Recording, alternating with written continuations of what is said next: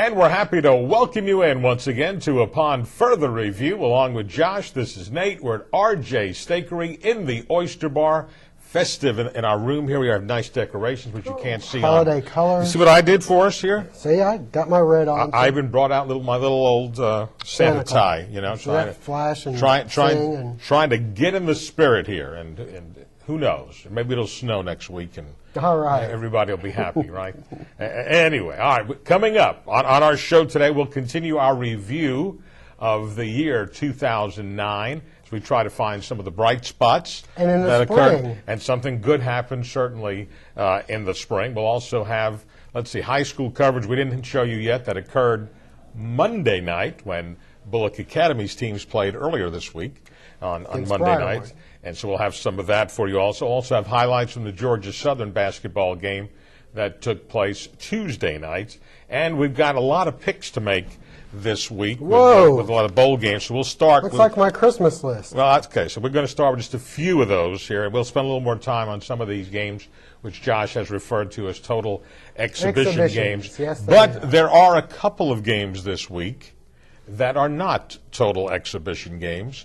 There are two championships that are going to be decided, one on Friday and one on Saturday. Of course, the one on Friday is the one we seem to have more interest in. It's 1AA or the FCS. Yes. I love the way the media still tries to cover it. It's Division I, and then they said, why don't we just remind everybody what it really is, 1AA football? Well, that's good that they said that, because I'm telling you, most of the media don't even call it 1AA. They call it Division II. They had Bob Bryan on talking, had somebody on the other day talking about the Jeff Fisher's son plays for Montana. Exactly. The Tennessee Titans coach, and said, yeah, he plays in Division II. He plays for Montana. Yeah, and so, they still can't go. So they should have just called it 1AA. It does say Division I FCS championships, and all that stuff. Yeah.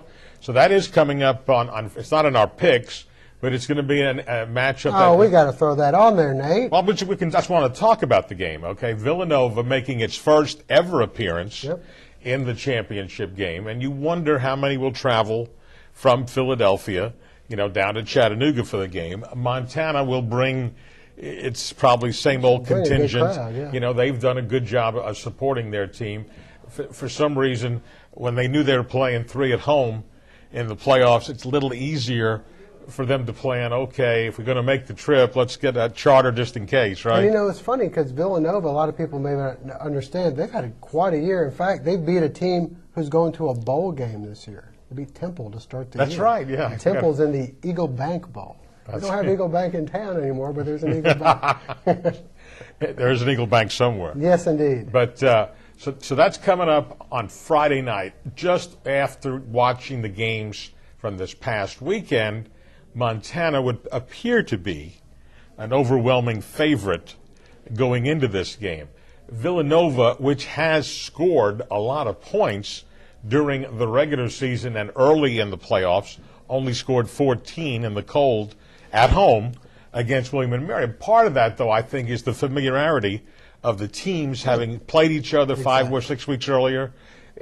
William & Mary was good. Let's not get carried away that Montana scored a lot of points in their last game either. No, well, again, part of it had to do with the weather, and part of it had to do with, I think, Appalachian State. I think it's going to be a little closer game than it sounds like you're kind of leaning toward. I think Montana might win a close game, but I wouldn't be surprised if Villanova's in there at the end of the game. Yeah, I think if the weather holds up in Chattanooga, now, I know the forecast here is rain on Friday. I haven't checked Chattanooga, but if it gets wet up there, the field has an artificial surface now, so it's not. That's true. So I was just going to say, oh my gosh, that field. But wet. Well, it was terrible. That quagmire.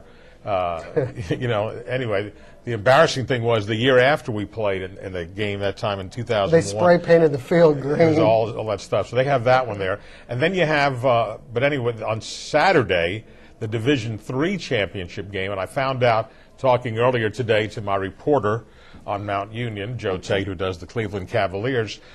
Mount Union's starting quarterback got knocked out of the game in the first quarter. Oh, no. I said, they didn't cover my spread of 27. He said they put in the backup quarterback, and he really didn't do a whole lot. And they finally went to the wide receiver, who a lot of the pro scouts like, and moved him to quarterback.